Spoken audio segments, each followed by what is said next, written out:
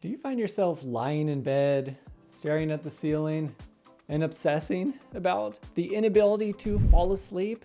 It's so important. We're supposed to sleep every day, right? Oh, does that worry about not getting enough sleep consume your thoughts and make it even harder for you to relax and even just drift off? Well, if so, you may be experiencing some sleep obsessions, which is actually super common, a type of anxiety disorder that affects many people.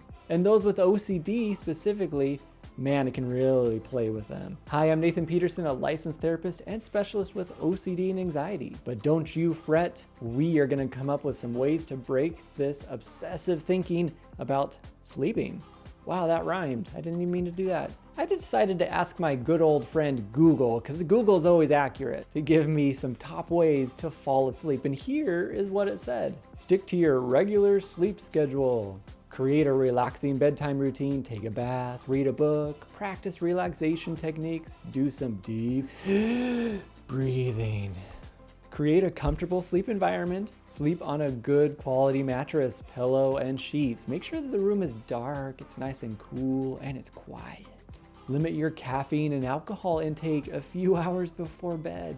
Manage your stress and anxiety. Well, duh, that's why we're here, right? Get regular exercise. Ultimately, here's the dealio. The more we try to control, the more our brain is going to be super hyper aware that we're not sleeping. So as my friend Google says, yeah, this can be helpful. These obsessions are here because I might take this whole list of things and say, okay, gotta turn the air down.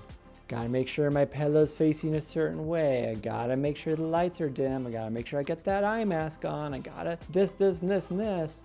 And then I'm sitting there and I'm like, okay, did it work? Oh no, I'm still awake. It didn't work. Maybe I need to turn the temperature down even more. Okay, it's not working. What else did they say? Oh yeah, deep breathing. Okay, now I gotta do some deep breathing. Okay, wait, did it work? Guess what happens? Our brain's gonna keep saying, did it work? Did it work? Did it work? And if we're thinking, did it work? Do you think you're asleep? Probably not. So we're training our brain to see, does it work? This can be dangerous. This can be harmful when somebody's trying to figure out how to fall asleep. And I'm gonna tell you what we're gonna do instead. One approach that can be very effective is called exposure and response prevention, a type of cognitive behavioral therapy that has been proven to help in treating sleep obsessions. Instead of trying to figure out all the things you need to do to sleep, I don't know why this is sleep, we're going to focus on riding the wave of uncertainty and accept that you might sleep, you might not. We're not putting any pressure on this thing. Might happen, might not. We'll see. You are okay if you don't sleep. First, let's understand what triggers sleep obsessions. It's the worry about not being able to fall asleep. This worry leads to anxiety, which in turn makes it harder to relax and fall asleep, creating this vicious cycle. In ERP therapy, exposure therapy, the first step is to identify the triggers for the obsession. So in this case, the trigger is the worry about not being able to fall asleep. It could be other things like, I got to get enough sleep because I'm gonna feel lots of anxiety tomorrow. I've got to get to my job on time. I read this thing that said I need to get 6 to 8 hours of sleep and I'm not. And whatever is on the brain, we're gonna write down all those things. We're gonna figure out what is the actual fear, the trigger, whatever it is. Then a therapist will probably ask you to expose yourself to these triggers in a controlled way without giving into a compulsion. Compulsion are those things you're doing to make sure you fall asleep. Gotta take that melatonin every night. I gotta make sure my pillow's faced a certain way. I gotta make sure I feel comfortable or else I'm not gonna be able to sleep. For example, you may be asked to set a timer for 30 minutes. Lie in bed and try not to fall asleep on purpose. Don't fall asleep. You might just sit there and stare at a wall. You could read a book. Purposely don't fall asleep. During this time, it is essential to resist the urge to engage in any behaviors that makes this obsession worse, such as like checking the clock, getting out of bed. Maybe I gotta go get a drink of water. Maybe I need to pee again. Yeah, that's probably what I need to do. This may be challenging at first, but over time it can help reduce the anxiety associated with the obsessions. By resisting these compulsions, you learn that the anxiety isn't important. It's temporary. It will pass. It has to pass. As you get better at resisting these compulsions, your therapist will gradually increase the length of time that you are exposed to this trigger. The idea is to tolerate the uncertainty enough and literally get yourself in that mindset, even if you don't believe it right now, to say, I am okay staying up all night. I don't care.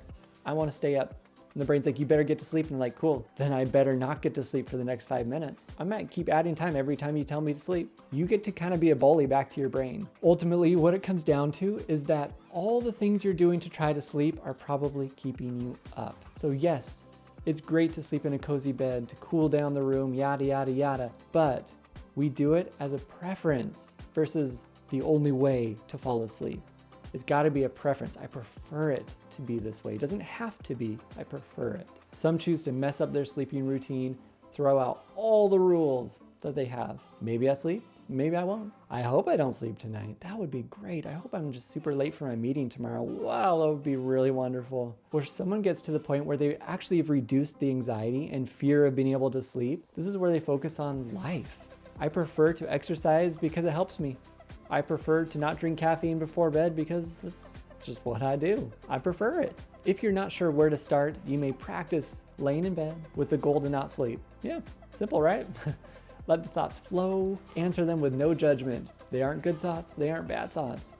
Any threats that come your way, you're answering them with, yep, sure, okay, cool. Hope I don't fall asleep tonight. Maybe I will, maybe I won't. Acting like you don't care. It's a skill and a mindset to get really good at. And after all of it, you're not saying, wait, did it work?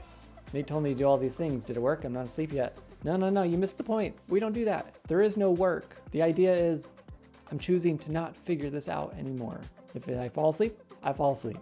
Our mindset is super important with all this because we know the way we think is going to be the way that we feel. We got to have realistic expectations. To help you challenge these thoughts even more, go watch this video right here on all the mean voices in our brain and what we're gonna do about it. Also, if you've ever felt anxious to sleep, hit that like button so we can all see who relates to you and talk about it down in the comments. Thanks so much for watching, and I will see you next time.